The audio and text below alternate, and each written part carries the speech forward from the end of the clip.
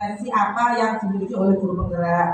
Kemudian di modul yang berikutnya, Bu Dina sudah belajar mengenai visi menjadi seorang pendidik itu seperti apa, kemudian mengenai bagaimana pendidikan itu. Nah, di hari ini beliau mendapatkan amanah dalam tugas untuk mendiskusikan mengenai visi dari seorang pendidik itu.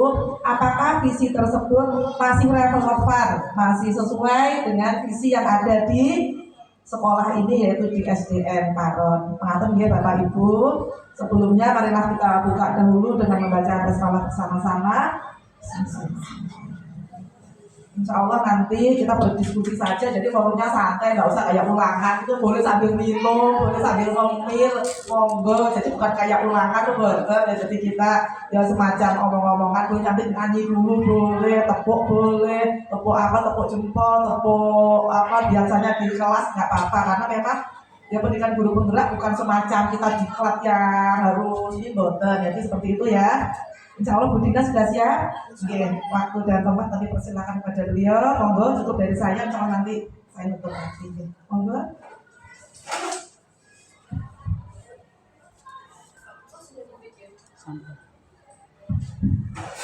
Assalamualaikum warahmatullahi wabarakatuh. Bismillahirrahmanirrahim. Puji syukur kita panjatkan kepada Allah yang mana pada pagi hari ini kita masih diberikan kesehatan sehingga kita bisa berkumpul di ruang guru kita yang tercinta ini.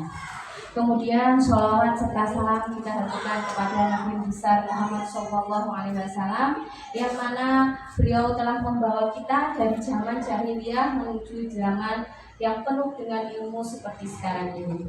Yang terhormat Ibu Kepala SDN Paron, yang terhormat Ibu Mirta selaku pengajar praktik saya, serta rekan-rekanku guru SDN Paron. Sebelumnya izinkan saya mengucapkan terima kasih kepada jenengan semuanya, karena di sini jenengan sudah meluangkan waktu untuk saya, meluangkan waktu untuk saya untuk turut serta mendukung dalam pelaksanaan pendampingan individu kedua saya pada program guru penggerak angkatan 10 yang sedang saya jalani untuk saat ini. Teman-teman yang saya hormati, hari ini kita akan melakukan diskusi, Nah, kita akan melakukan diskusi tentang apa? Tentang harapan dan cita-cita kita bersama, yang nantinya harapan dan cita-cita ini juga akan sebagai refleksi kita, ya. Refleksi terhadap apa? Terhadap visi sekolah kita, visi SDN Paron. Jadi melalui visi sekolah inilah akan tercermin apa cita-cita sekolah kita pada murid untuk kedepannya. Kita tahu ya bahwa visi kita hanya apa? Melihat ya seperti poster yang ada di belakang. Kemudian kita juga biasanya hanya melihat di kurikulum kita, ya. Kita tidak turut andil atau tidak turut serta untuk merencanakan atau menuliskan visi misi. Jadi kita tidak tahu apa sebetulnya impian kita, apa sebetulnya cita-cita SD kita. Nah, di sini kita belajar untuk berdiskusi masalah apa? Harapan cita-cita yang nantinya akan menjadi visi kita. Jadi kalau kita paham, oh visi kita seperti ini, jadi kita bisa melakukan apa? Prakarsa perubahan. Nah, prakarsa perubahan ini nantinya yang akan kita bahas di sini juga. Nah, selanjutnya, sebelum kita menginjak ke harapan dan cita-cita, kita perlu tahu apa sebenarnya visi sekolah itu. Nah, di sini saya tuliskan bahwa visi sekolah adalah wujud kalimat yang memuat impian, cita-cita, nilai, masa depan dari suatu pendidikan. Berarti kalau kita ya di SDN Paron. Kemudian visi dalam sekolah merupakan acuan dasar dari sekolah dalam melakukan kegiatan demi mencapai tujuan bersama dalam menggapai cita-cita sekolah. Jadi dari tulisan ini ya teman-teman, kita bisa menyimpulkan bahwa setiap sekolah itu pasti mempunyai visi. Karena apa? Visi merupakan cita-cita ya atau impian di setiap sekolah untuk masa depan. Nah, melalui visi inilah yang menjadi acuan kita. Acuan dalam apa? Dalam melakukan kegiatan demi mencapai atau demi tercapainya visi tersebut. Dari sini bisa dipahami ya. Alhamdulillah, kita lanjut. Nah, teman-teman, untuk mencapai visi dan harapan, maka kita di era ini ya, masih hangat-hangatnya, kita diperkenalkan dengan pembelajaran dengan paradigma baru. Seperti kita kemarin ya sudah melakukan apa? P5, oke, P5 itu bagian dari kurikulum Merdeka Belajar.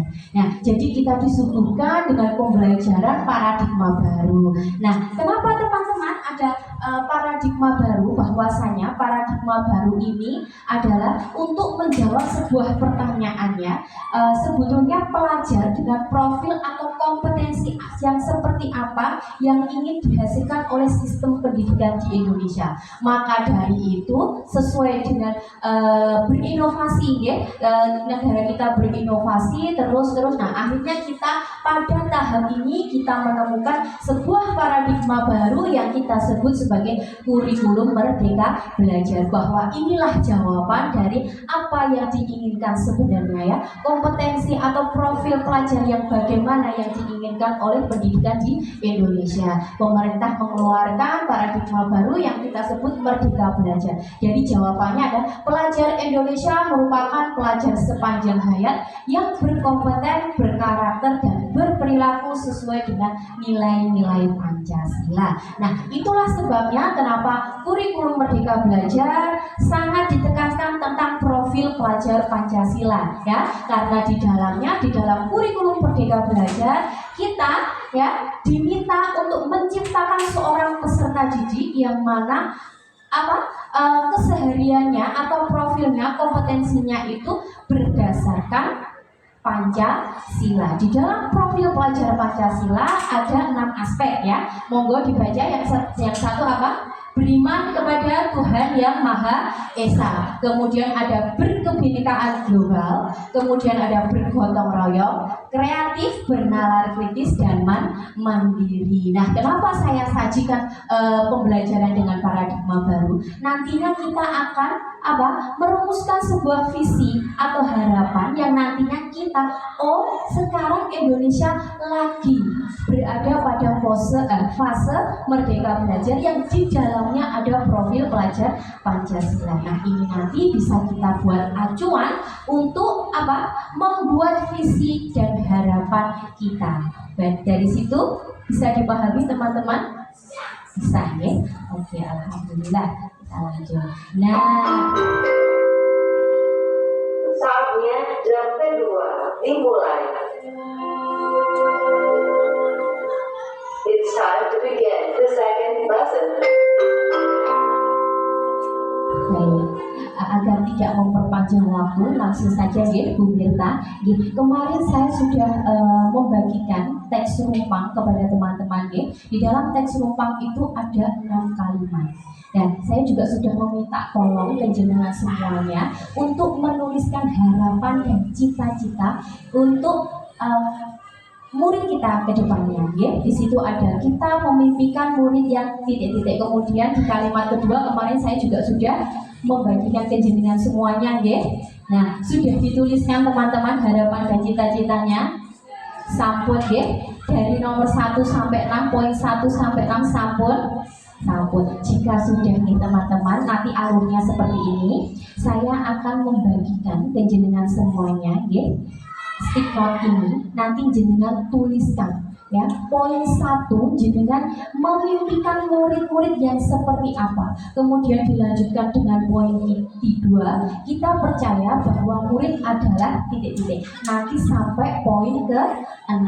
Jenengan tuliskan langsung di sini. Setelah jenengan selesai, silahkan jenengan menempel pada kertas yang sudah saya tempel di papan tulis atas.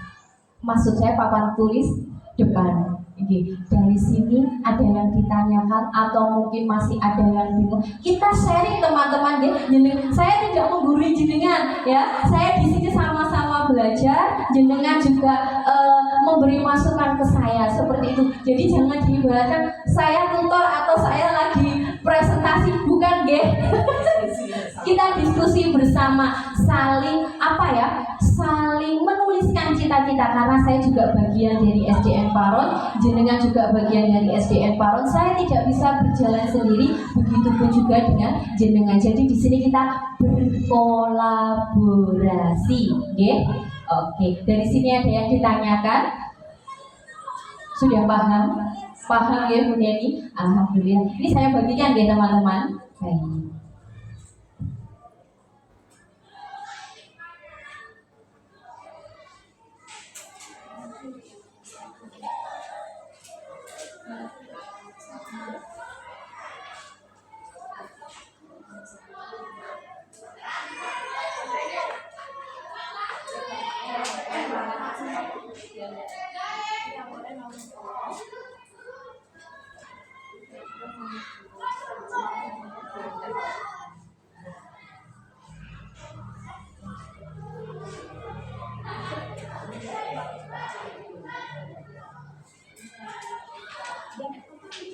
Kemarin kan sudah merumuskan ya.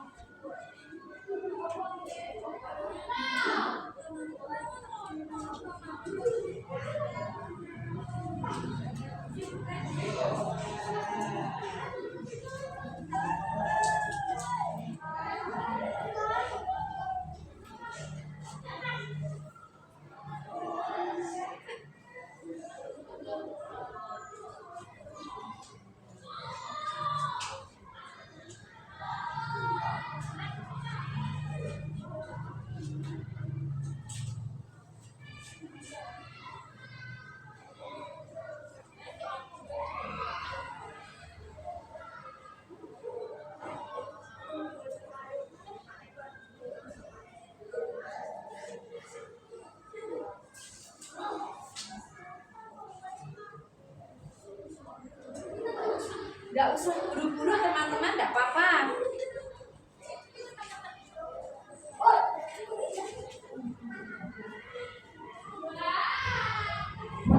Semuanya sudah menerima sticky note dari saya ya. Silahkan teman-teman menuliskan apa harapan dan cita-cita kita menginginkan atau memimpikan murid yang bagaimana. Tidak mungkin ya jawabannya murid yang nakal, tidak mungkin ya, karena harapan kita pasti memimpikan murid yang sesuai dengan tujuan dari pendidikan di Indonesia.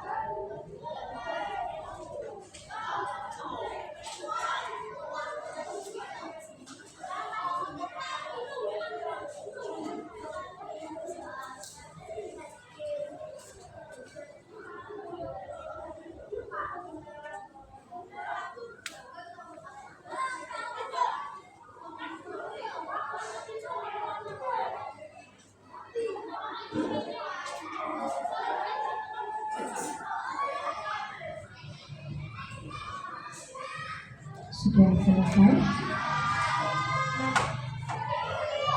Sudah selesai. Lalu dengan tempel dari nomor 1 sampai nomor 6.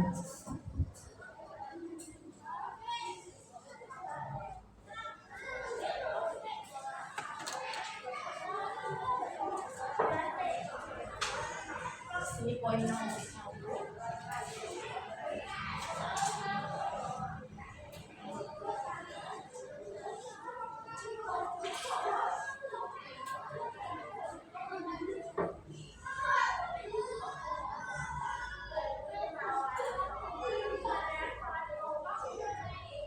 Silahkan Bu yang sudah selesai monggo ditempel.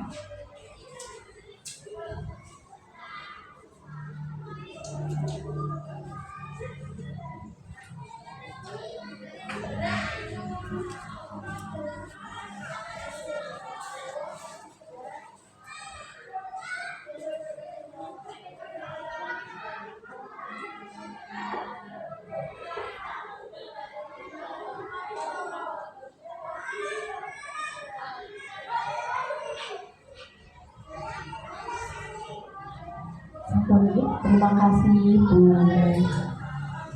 Monggo Bu Indri.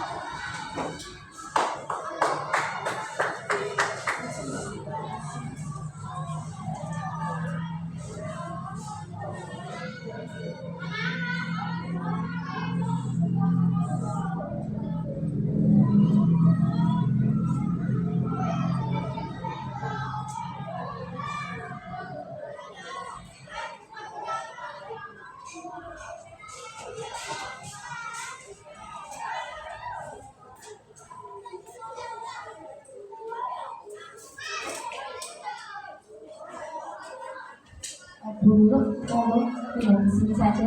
Bu Lala ada tamu.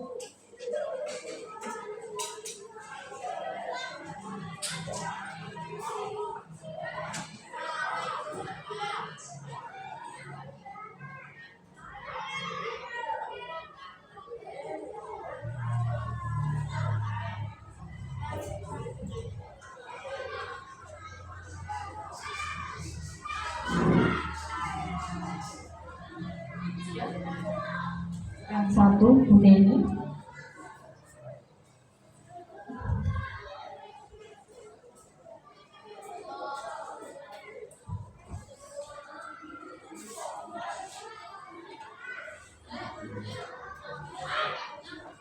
Bu Neni, ngapunten nomor 2 di bawahnya nomor 1. Nggih.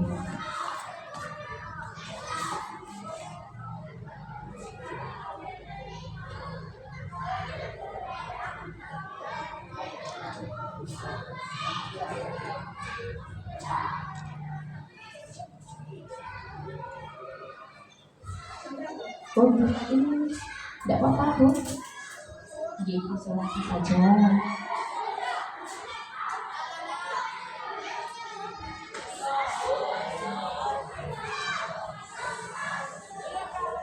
Baik teman-teman, terima kasih jenengan sudah menuliskan harapan dan cita-cita jenengan. Sekarang mari kita baca dari poin 1 sampai dengan poin 6 tentang harapan dan cita-cita jenengan seperti apa.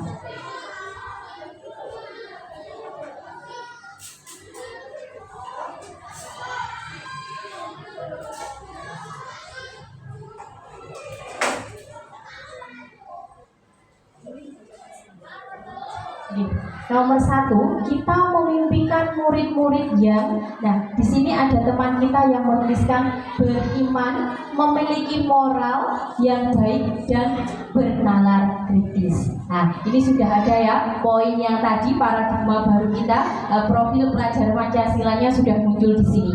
Kemudian yang kedua ada beriman, berprestasi, berakhlak mulia, dan peduli terhadap lingkungan sekitar. Ada juga profil pelajar Pancasilanya.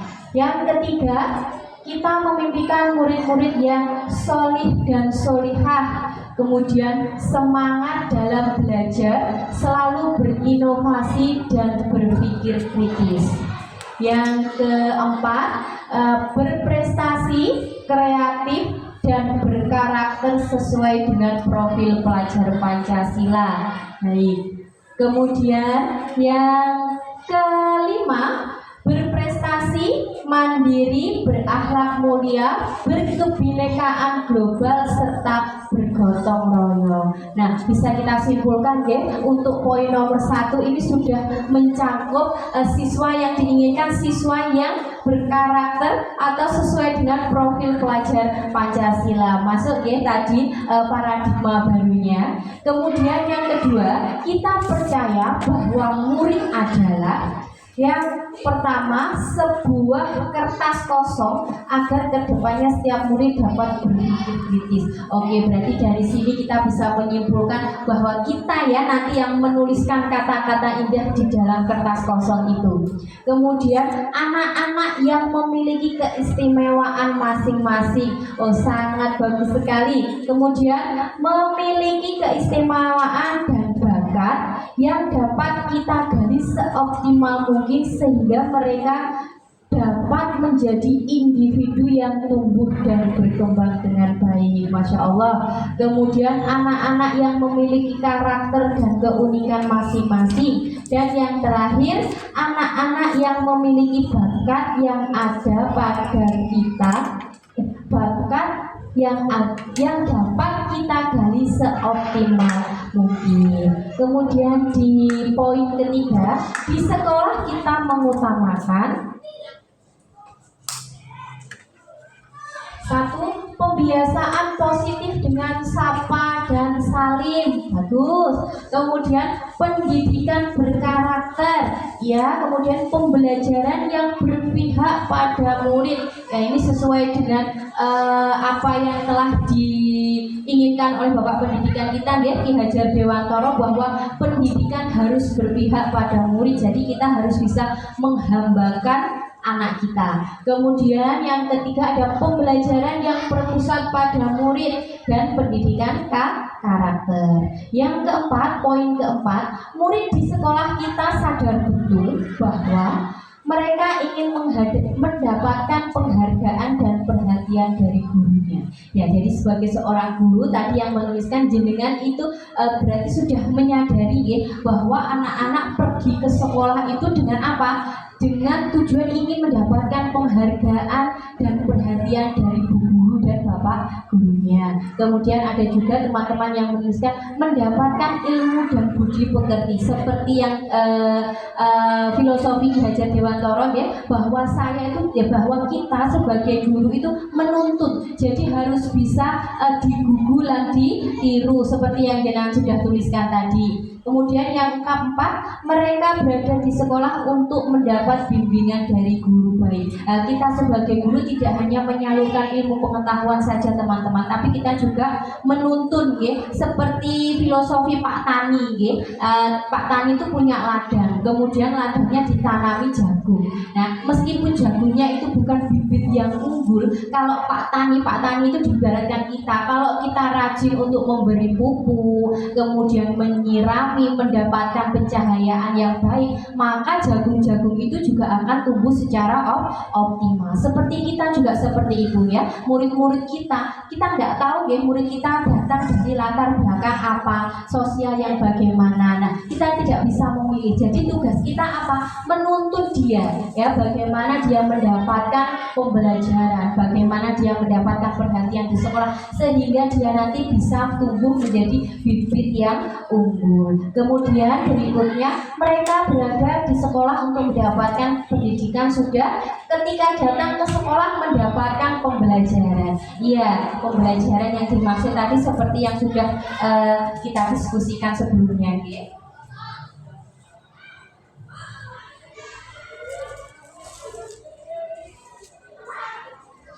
Sekarang di poin yang kelima, kita warga sekolah ini yakin untuk 1. Bisa merubah peserta didik menjadi lebih baik, kemudian menciptakan pembiasaan positif di lingkungan sekolah yang kemudian dapat menuntun dan membimbing murid agar dapat mencapai harapannya.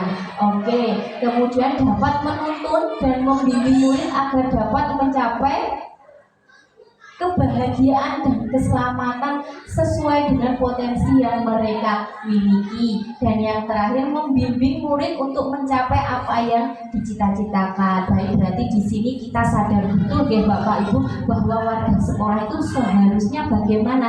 Benar, seharusnya yang jenengan tuliskan ini benar ya. Kemudian yang keenam, kita dan warga sekolah ini paham bahwa kita harus mampu menjadi teladan yang baik untuk siswa kita.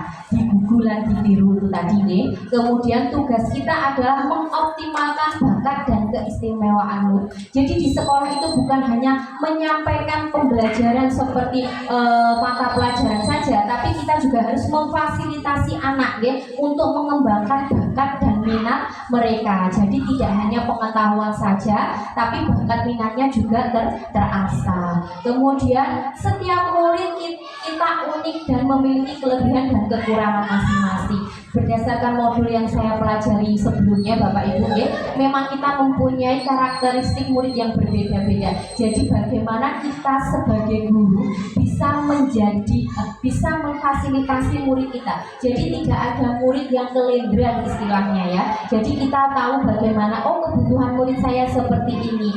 Karakter murid saya dari ini yang ini berbeda. Jadi kita harus apa ya, seperti yang tadi Bapak Pendidikan bilang bahwa kita harus menghambakan murid. Nah, seperti itulah menghambakan murid ya, karena kita mempunyai siswa yang unik. Jadi kita harus bisa memenuhi kebutuhan siswa di sekolah. Kemudian setiap anak memiliki bakat dan kemampuan masing-masing. Kita harus menjadi teladan yang baik untuk siswa. Baik, itulah ya tulisan jenengan mengenai harapan dan cita-cita untuk murid dari poin 1 sampai dengan poin 6. Tadi sudah kita bacakan nih, rata-rata semua jawabannya sama atau hampir mirip nih. Nah, itulah sebetulnya Bapak Ibu yang kita inginkan. Jadi Bapak Ibu, harapan-harapan itu nantinya akan kita jadikan visi kita. Seperti yang saya bilang di awal tadi, kita biasanya hanya masuk melihat banner yang ada tulisan visinya atau melihat di kurikulum yang ada tulisan visinya. Kita tidak ikut andil untuk merumuskan. Jadi kita tidak tahu pembelajaran kita itu mau dibawa kemana.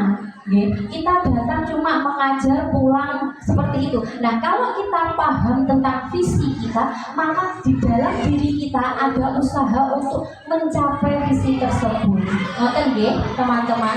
Dari sini bisa dipahami nggih. Kita sharing nggih ini, jenengan jangan diam aja. Boleh usul nggih atau boleh saya setuju dengan apa yang dituliskan teman-teman. Dari tulisan teman-teman tadi bisa kita simpulkan kita mempunyai visi dan mempunyai cita-cita yang harapan yang sama nggih. Nggih, sama nggih. Tidak ada yang menuliskan jauh berbeda, semuanya sama nggih. Nah, teman-teman, mari kita bacakan mimpi kita tadi sudah nggih. Jadi, kalau kita kumpulkan mimpi-mimpi kita ini, sebenarnya kita itu mendambakan murid yang bagaimana? Murid yang pribon. Murid yang bagaimana? Diambil kesimpulan dari poin 1 ini tadi. Saya sudah bilang, ini sudah masuk. Berarti sebetulnya kita itu mendapatkan murid yang bagaimana teman-teman? Mungkin Bu Indri mau berpendapat, murid yang bagaimana Bu Indri? Murid yang berprestasi, berakhlak mulia, yang sesuai dengan profil pelajar masing-masing. Dapat ya dari diri. Sebenarnya kita itu menginginkan murid yang berakhlak mulia, berprestasi dan sesuai dengan paradigma baru ya, profil pelajar Pancasila. Yang lain setuju? Bu Deni setuju dengan pendapat? Setuju. Bu Lulu setuju? Bu Titis setuju ya, baik. Nah, itulah teman-teman sebetulnya mimpi kita. Nah, dari mimpi mari kita tuliskan ya. Dari tulisan tadi mari kita simpulkan di sini. Saya akan menuliskan. Nah, di sini visi, harapan dan cita-cita semuanya. Maaf ini tidak bisa saya close, nanti takutnya error lagi ya Bu Mirna ini tadi. Nah, dari harapan kita tadi ya, harapan kita, jenengan sudah menuliskan di poin 1, kita bisa menyimpulkan bahwa harapan kita itu kita memimpikan murid yang berprestasi dan sesuai dengan profil pelajar Pancasila seperti yang sudah diutarakan Bu Indri tadi. Oke. Nah, dari harapan dan cita-cita kita bisa menarik kesimpulan bersama. Saya tuliskan di papan tulis ya, karena ini laptopnya nanti takut error, nggak apa-apa Bu Mita. Iya, nanti takut atau nanti takut kalau nggak bisa. Oke.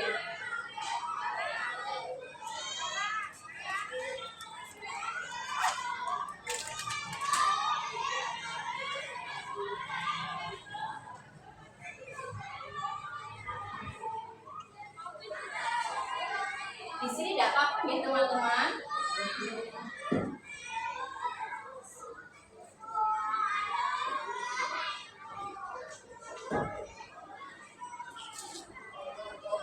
Terwujudnya apa tadi Bu Windy? Peserta didik yang berprestasi. Terwujudnya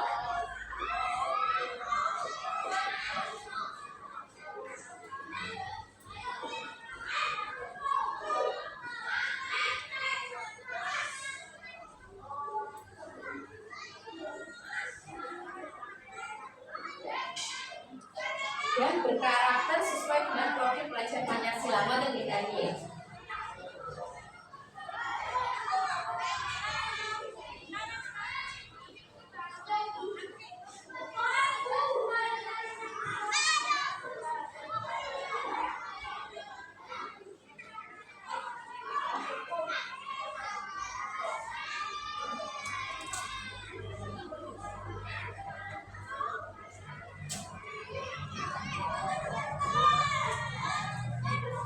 Kelihatan ya teman-teman? Ya. Nah, dari harapan dan cita-cita kita semua tadi, kita bisa menarik kesimpulan atau menarik visi terwujudnya peserta didik yang berprestasi dan berkarakter sesuai profil pelajar Pancasila. Monggo teman-teman semua membaca ya. Inilah visi yang jenengan rumuskan hari ini. Monggo semuanya membaca visi kita. Ya, 1, 2, 3, monggo dibaca. Yang berprestasi dan berkarakter sesuai dengan profil pelajar Pancasila. Baik. Nah, kira-kira jenengan sebelumnya membayangkan apa enggak? Oh, ternyata saya itu bisa merumuskan visi untuk sekolah. Nah, sebelumnya jenengan sudah terbayang apa belum bahwa hari ini kita bisa merumuskan sebuah visi untuk sekolah kita? Sebelumnya jenengan terbayang apa tidak? Tidak ya, karena saya sendiri juga seperti itu. Visi sudah tertulis di banner, visi sudah ada di kurikulum. Bahkan sebelumnya saya tidak tahu visi yang benar yang mana, karena visi di situ sudah berbeda dengan yang di kurikulum dengan adanya paradigma baru tadi sudah diubah nih. Nah, sekarang kita lihat teman-teman, apakah visi yang kita rumuskan hari ini masih relevan dengan visi di SD kita yang sekarang apa tidak? Kita lihat.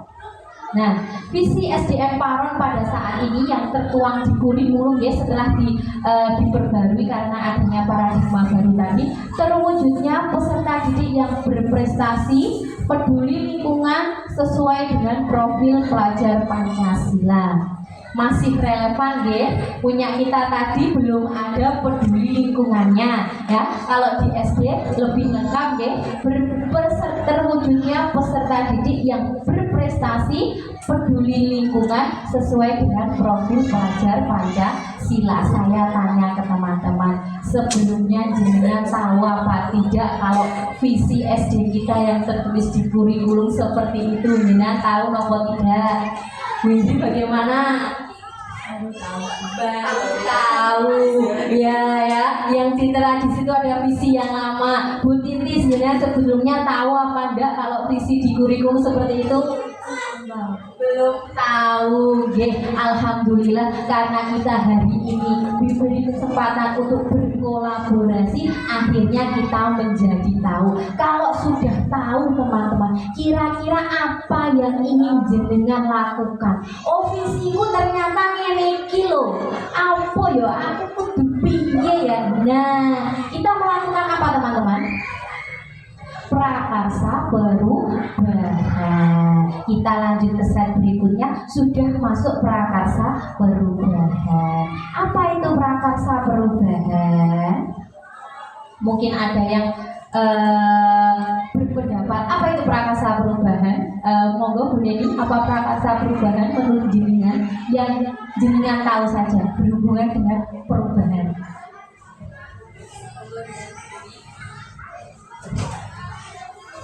Terima kasih Bu. Menurut saya prakarsa perubahan adalah bagaimana tindakan kita ataupun rencana kita sebelumnya ya untuk mengadakan perubahan setelah kita menyusun sebuah visi sekolah. Gitu. Mungkin ada kekurangan-kekurangan di balik rencana yang sudah kita laksanakan sebelum kita menyusun visi sekolah tersebut. Terima kasih Bu. Terima kasih Bu Neni. Bu Neni berpendapat bahwa prakarsa perubahan adalah bentuk usaha kita untuk merubah dari hal sebelumnya menjadi hal yang hari ini kita. Iya, ada lagi yang mungkin berpendapat, monggo Bu Lulu, apa prakarsa perubahan menurut jenengan Bu Lulu? Langkah awal untuk memulai suatu perubahan di sekolah tersebut. Terima kasih Bu Lulu. Bu Lulu berpendapat bahwa prakarsa perubahan adalah langkah awal untuk melakukan perubahan. Bu Titi sama Bu Idris setuju dengan pendapat teman-teman? Setuju ya? Benar sekali bahwasanya yang dibilang oleh Bu Neni ya dengan dulu bahwa prakarsa perubahan adalah langkah awal kita untuk memulai perubahan di suatu organisasi atau satuan pendidikan. Nah, tadi kita sudah merumuskan visi, berarti kita harus ada perubahan yang sebelumnya kita tidak tahu visi sekolah kita menjadi tahu. Nah, mulai hari ini mari kita berkomitmen teman-teman untuk apa? Melakukan prakarsa perubahan. Nah, di sini ada beberapa pertanyaan pemantik untuk teman-teman. Silahkan teman-teman membaca dan kemudian teman-teman menjawab di pikiran jenengan. Nanti saya akan meminta teman-teman untuk menjawab secara acak.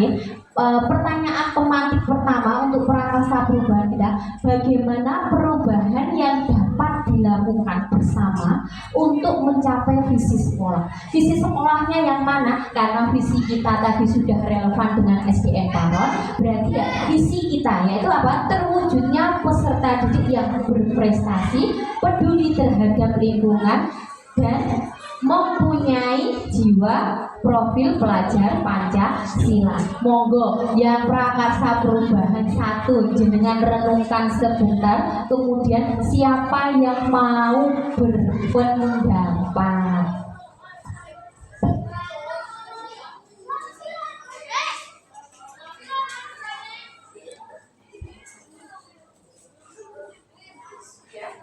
Monggo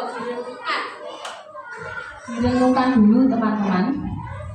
Apa yang harusnya kita rubah?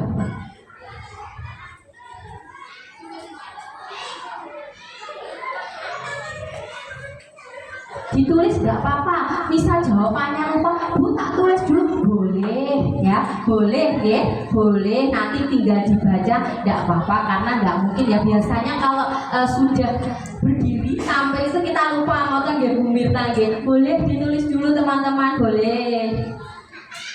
Sampun.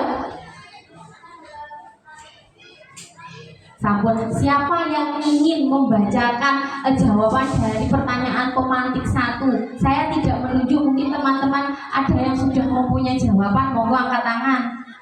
Bu Lulu, sampun nggih. Alhamdulillah, monggo Bu Lulu. Berdiri dulu. Baik, terima kasih. Bagaimana perubahan yang dapat dilakukan bersama untuk mencapai visi sekolah itu dengan adanya kesadaran diri agar meningkatnya pembelajaran yang berpihak pada murid, pembelajaran yang menuntun dan membimbing murid agar dapat mencapai kebahagiaan dan keselamatan sesuai dengan potensi yang dimiliki mereka. Selain itu, kita juga harus mampu menciptakan budaya positif di lingkungan sekolah sehingga murid dapat tumbuh dan berkembang lebih maksimal. Seperti itu, Bu Dina. Baik, terima kasih Bu Lulu. Ternyata teman-teman jawaban dari Bu Lulu setelah saya amati di sini, prakarsa perubahannya juga sudah tertuang di cita-cita dan harapan kita, nggih Bu Mirta nggih. Tadi Bu Lulu menyebutkan bahwa dengan adanya kesadaran diri kita untuk meningkatkan pembelajaran di kelas yang berpihak kepada murid. Tadi sudah saya bacakan juga, berarti prakarsa perubahannya sama harapan dan cita-cita sudah klop nggih, berarti sudah dari hati nggih teman-teman. Nah, ini sudah berarti kalau sudah klop, sudah dari hati, kita sekarang harus berkomitmen. Sampun nggih, mungkin ada pendapat lain untuk pertanyaan pemantik 1 atau dilanjut? Lanjut Ibu Mirta. Pertanyaan pemantik nomor 2, apa kegiatan kolaborasi yang dapat dilakukan untuk mewujudkan visi sekolah? Kira-kira kegiatan kolaborasi yang seperti apa teman-teman yang jenengan inginkan untuk apa? Untuk tercapainya visi sekolah kita. Direnungkan, nanti bisa mengacungkan tangan yang mau berpendapat. Apakah sudah ada jawabannya? Oke. Nomor 2, siapa yang ingin berpendapat? Monggo teman-teman. Oh, Bu Neni, monggo Bu Neni. Terima kasih. Kegiatan kolaborasi yang bisa dilakukan yaitu salah satunya dengan berkomunikasi bersama dengan orang tua peserta didik ini. Karena orang tua peserta didik itu memiliki pemahaman yang sangat mendalam tentang anak-anak mereka terkait dengan mungkin kebutuhan minat serta mungkin tentang potensi yang dimiliki. Sedangkan guru memiliki pemahaman yang baik juga tentang karakteristik peserta didik, sehingga untuk merancang pembelajaran atau pendekatan pembelajaran yang lebih baik. Oleh karena itu, kolaborasi antara orang tua dan sekolah dapat memberikan dukungan untuk mengatasi masalah dan tantangan pendidikan melalui komunikasi yang terbuka dan memastikan bahwa siswa mendapatkan pengalaman pembelajaran yang lebih baik.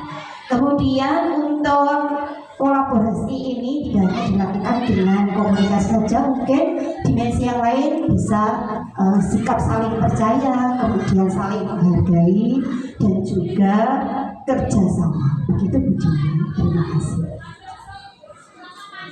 Terima kasih Bu Neni. Ya, Bu Neni berpendapat bahwa apa kegiatan kolaborasi yang dapat dilakukan, ya salah satunya dengan berkolaborasi dengan orang tua. Ya. Kita harus menginformasikan tentang perkembangan hasil belajar anak, ya Bapak Ibu. Ya. Kadang ada juga anak di sekolah seperti ini, tapi di rumah seperti ini. Nah, alangkah baiknya jika kita berkolaborasi dengan orang tua supaya kita paham bagaimana karakter anak di rumah, apakah sama dengan ketika di sekolah. Nah, jika sudah kita melakukan kolaborasi itu dan mendapatkan informasi, tugas kita di sekolah apa? Memenuhi kebutuhannya anak-anak sesuai minat dan bakat, kemudian sesuai karakter siswa, seperti itu. Dari sini sudah bisa diterima? Bisa. Oke, sekarang pertanyaan pemantik ketiga. Apa kegiatan kolaborasi yang dapat dilakukan untuk mewujudkan visi sekolah serta berpihak pada murid? Jadi kegiatan kolaborasi yang seperti apa yang bisa kita lakukan? Monggo teman-teman yang punya jawaban bisa mengacungkan tangan. Oh, Bu Indri. Baik, Bu Indri.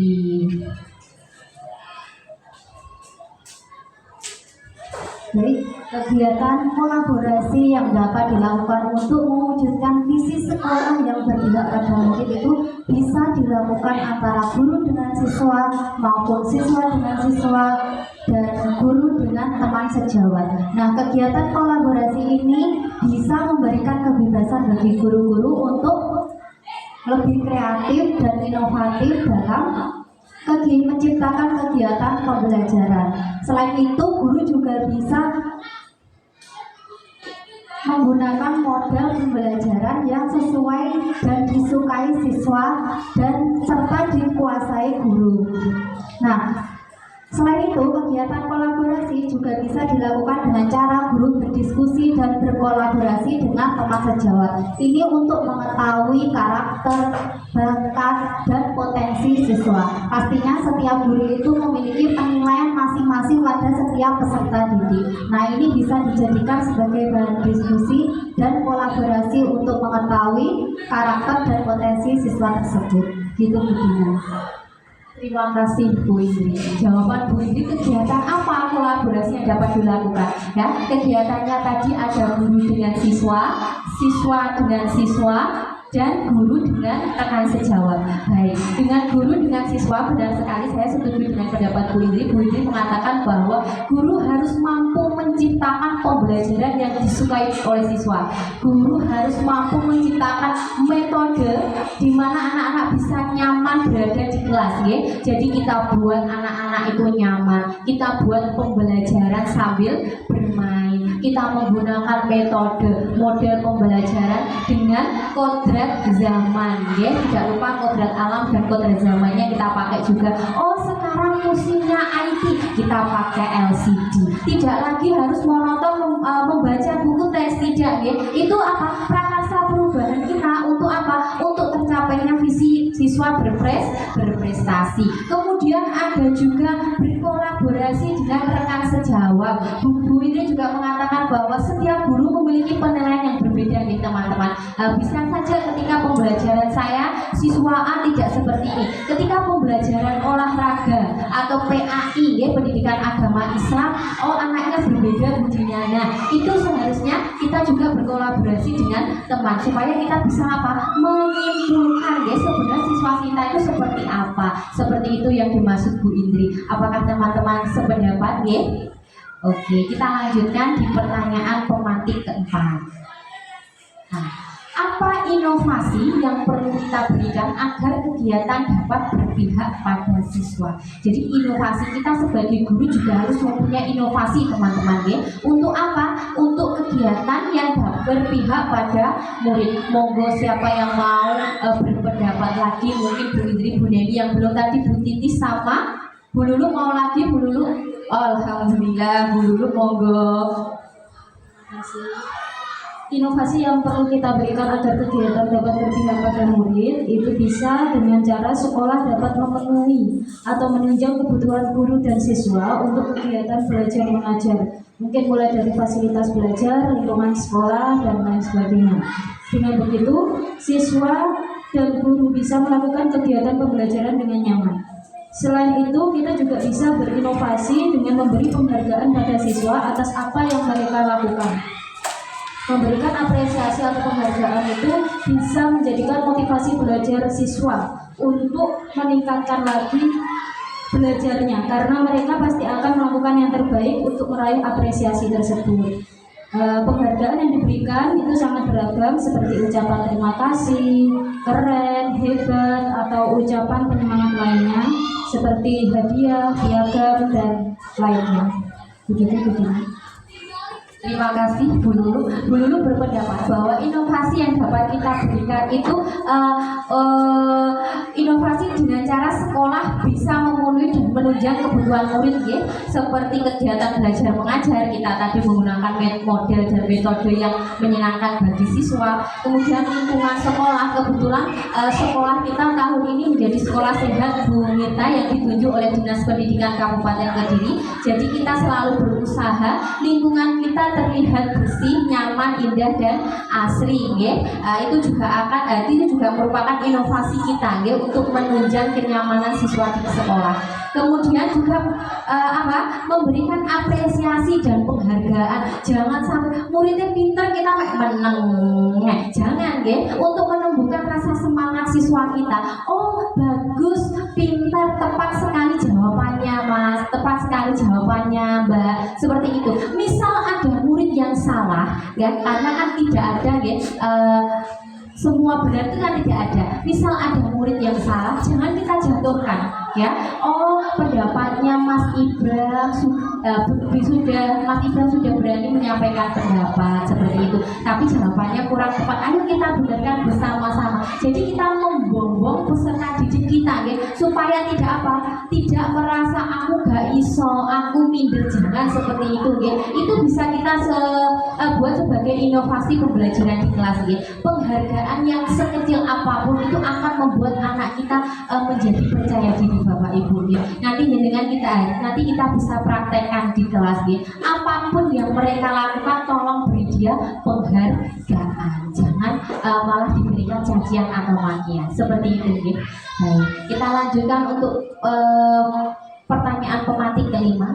Siapa yang akan berperan dalam menunjukkan visi sekolah yang berpihak pada murid? Jadi di sini kita bertanya, siapa saja yang berperan untuk mewujudkan visi sekolah kita? Monggo teman-teman bisa mengeluarkan pendapatnya, bisa berpendapat, ya. Sepertinya Bu Titis dari tadi belum berpendapat. Bu Titis bersedia, ya? Oke, monggo Bu Titis.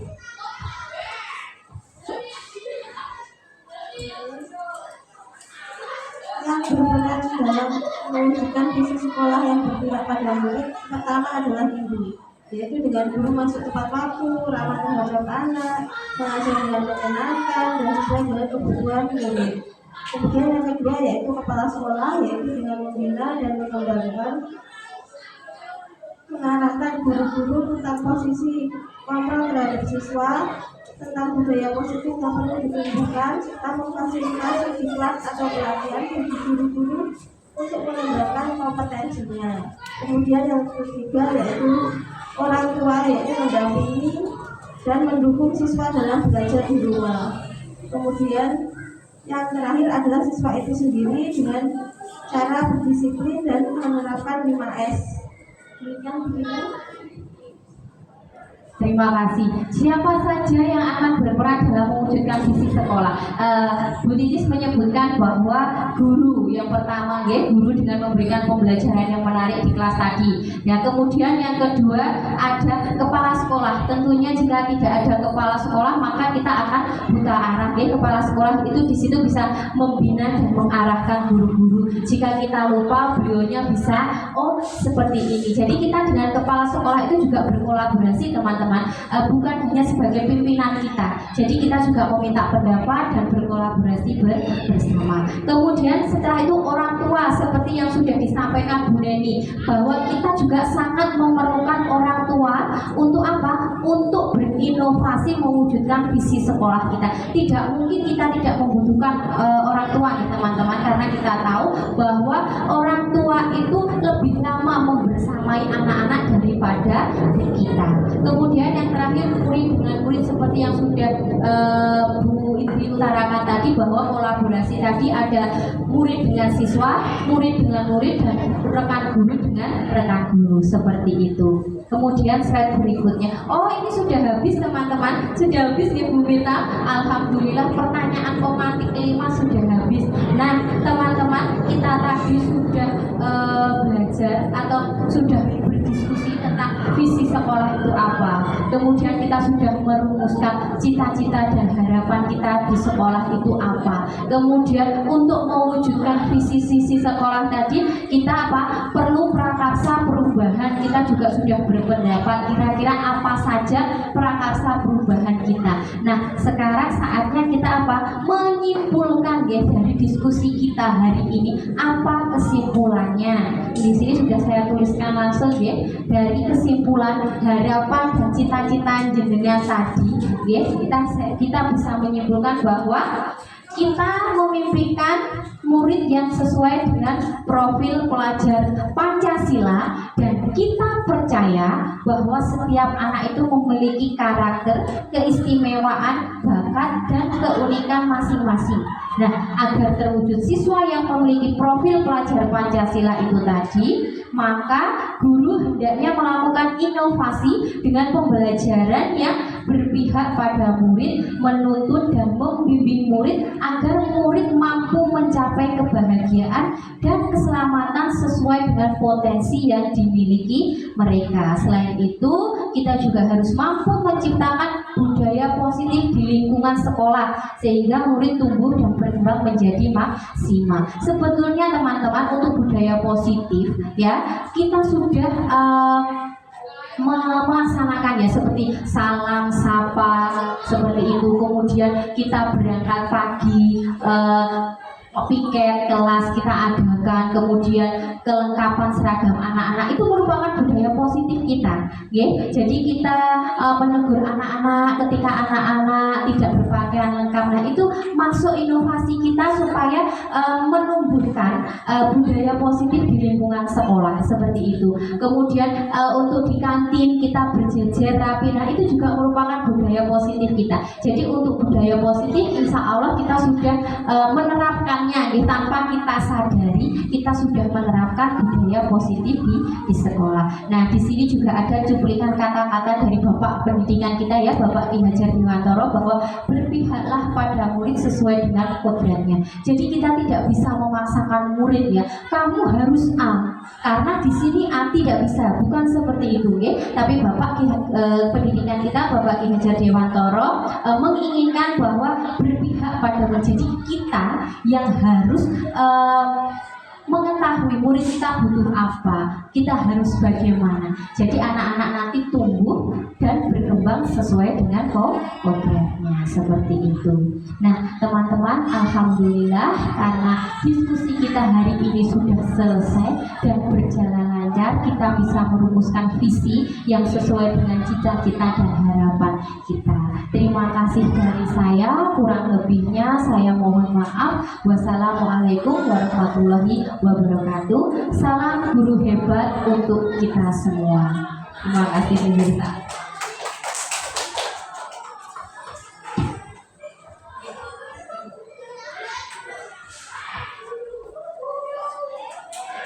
Alhamdulillah, barakallah pada Bu Dina yang sudah sukses ini melakukan pembebasan kepada rekan-rekan semua. Terima kasih ya Bu Indri, Bu Lulu, Bu Neni, Bu Litis, dan Pak Kuko. Terima kasih atas waktunya. Alhamdulillah dengan apa yang kita diskusikan tadi, yang pertama tadi apa, kita menggali mimpi kita ya kan, kemudian sebagai dasar untuk kita mewujudkan, mengembangkan visi sekolah. Ternyata visi sekolah dari SDN Paron alhamdulillah sudah malah lebih ini ya, lebih lengkap, lebih ini. Kita jadi sudah tidak perlu merumuskan kata-kata baru, tapi sudah bisa masuk ke dalam visi di SDN Paron. Sampai kepada tadi apa, kita melakukan prakarsa perubahan ya, sudah ya Bu ya, alhamdulillah. Sampai pada siapa yang melakukan sudah, pada kesimpulan sudah. Nah, itu artinya apa? Kita berada pada suhu yang sama, pada temperatur yang sama. Kalau tadi di awal mungkin yang tahu visi sekolah mungkin hanya Bu Dina atau Bu KS, Bu Dina dan beberapa guru. Tapi dengan ini tadi, oh alah ternyata visi dari SDN Paron seperti ini, gitu ya. Apa yang tertera di sana ternyata sudah ada perubahan, ada penyesuaian. Alhamdulillah dengan ini salah satu hal yang mendasar adalah kita tahu arah dari sekolah kita ya kan. Ibaratnya kalau nggak tahu arah kan kita manut lah, kita disikap terus kita ketupe pegangi Bu Dina jalan. Itu kalau kita nggak tahu arah. Tapi dengan kita tadi melakukan diskusi, kita tahu arah, kita sebagai seorang guru datang ke sekolah sudah punya mimpi besar tentang murid-murid kita ya. Jadi kita datang, tadi disampaikan Bu Dina, kita nggak hanya ngajar matematika tidak, tapi kita juga berupaya mewujudkan murid-murid yang berkarakter sesuai dengan profil Pancasila itu ya. Terima kasih atas waktunya, banyak manfaat ya insya Allah yang bisa kita dapatkan. Dan saya selaku PP dari Bu Dina juga mohon kita terus berkolaborasi ya, sehingga nanti Bu Dina sebagai seorang CDP bisa memberikan dampak positif di SDN ini pada rekan-rekan semua dan juga kepada peserta didik yang ada di kelas ya. Terima kasih dari saya. Nanti semoga kalau ada pendaftaran lagi semuanya bisa ikut ya, menjadi bagian dari pendidikan guru pemula ini. Kita akhiri dengan membaca hamdalah bersama-sama. Alhamdulillah. Dan saya pamit ya, nanti bisa memberikan salam saya kepada Bu KS ya, salam kepada beliau ya. Nanti Insya Allah kita ketemu lagi di PI 3, insya Allah 3 bulan, DI ini sampai DI 6 Bapak Ibu ya. Terima kasih, saya cukupkan sekian. Assalamualaikum warahmatullahi wabarakatuh.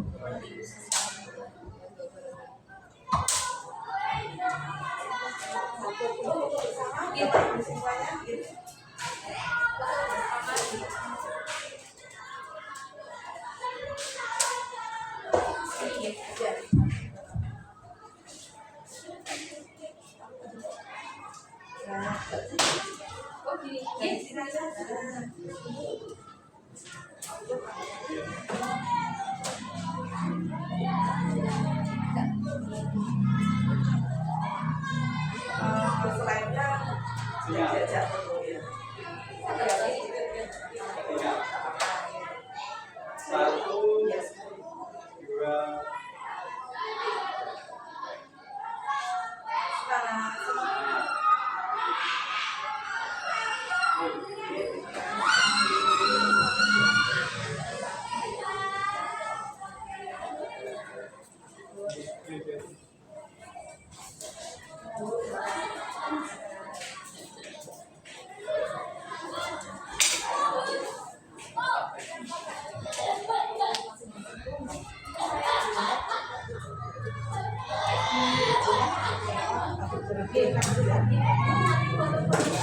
Kiriman saya biar nanti bisa buat